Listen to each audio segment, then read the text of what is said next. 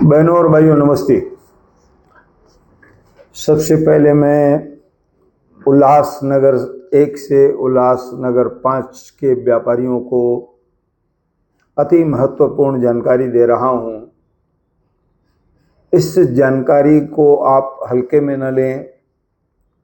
आप ऐसा न समझें कि क्या होगा जो आज तक हम करते आए हैं। दोस्तों, इस शहर में अब जो उल्लासनगर महानगर पालिका के आयुक्त हैं उनका नाम है विकास डाकणे। तो आप कहेंगे ऐसे तो आयुक्त बहुत आए। नहीं, ये जो आयुक्त आए हैं ना, सबसे पहले इन्होंने बड़े बड़े नेताओं से बैठक करके उनसे अनुरोध किया है कि आप मुझे किसी भी बारे में फ़ोन नहीं करेंगे। मैं आपको कुछ महत्वपूर्ण जानकारियां दे रहा हूं। सबसे पहले तो उल्लासनगर 1, 2, 3 यहाँ पर सड़कों की पूरी ताकत से सफाई चालू है। हम एक तरफ गलत कार्य करते हैं और दूसरी तरफ कहते हैं कि शासन ध्यान नहीं देता है।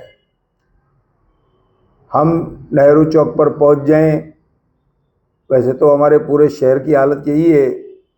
वहाँ से नेहरू चौक तक दुकानदारों ने फुटपाथ के ऊपर कपड़े लगा दिए, माल लगा दिया। उसके बाहर दुकान वाले ठेला लगा कर बैठे हैं और दूसरे लोग सामान बेच रहे हैं। दुकानदार उनको कुछ नहीं कर पाते। उसके बाद गाड़ियां खड़ी रहती हैं। अब ऐसी स्थिति में आपके पास रोड कितना बचता है?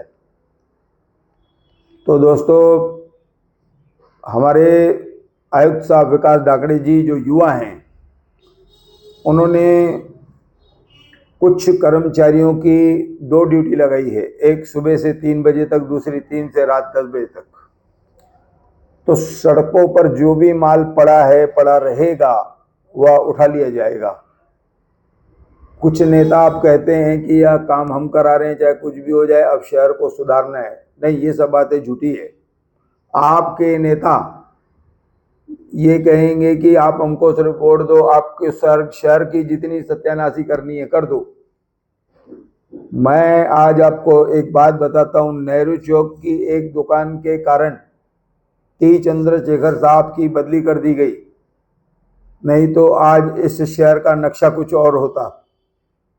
दोस्तों, उसके बाद मैं ये कहूँगा कि जितने साल इस म्यूनसिपालिटी को हुए हैं, महानगर पालिका को, उससे ज़्यादा कमिश्नर हमारे पास आ चुके हैं। जो अच्छे लोग हैं उनको यहाँ की बात समझ में नहीं आती है। चंद्रशेखर साहब आए, कैप्टन शूल आए, दूसरे आए। उन्होंने सरकार से कहा कि हमको यहाँ नहीं रहना है। दोस्तों, विचित्र यहाँ की बातें हैं।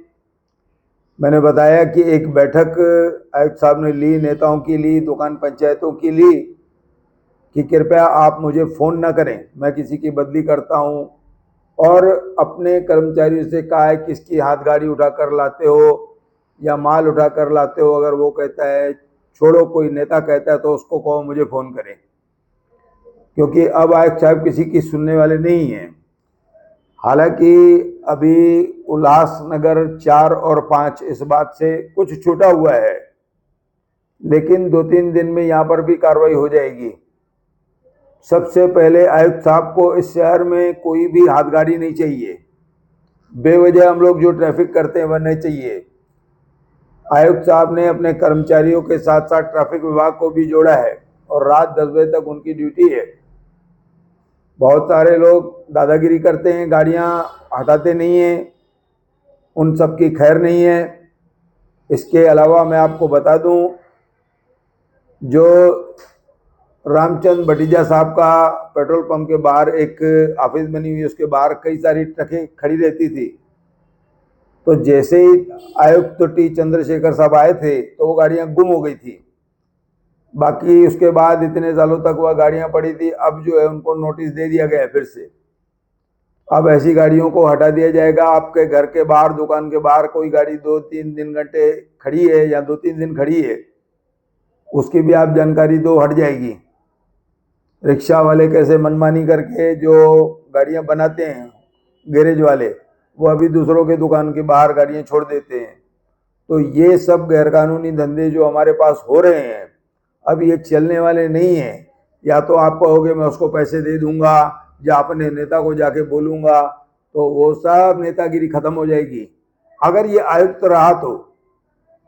दोस्तों, मेरा काम है आपको बताना, समझाना। अभी ऐसी बहुत सारी चीजें होगी जिन पर कार्रवाई होगी, आप देखते रहना। दोस्तों, अब इस बात को आप मानो या ना मानो, यह आपकी मर्जी है। मैं हमेशा, मुझे जो भी जानकारी उचित लगती है इस शहर के लिए, लोगों के लिए, दुकानदारों के लिए, वह मैं आपको देता हूं और मैं ऐसा कहकर धन्यवाद कहता हूं।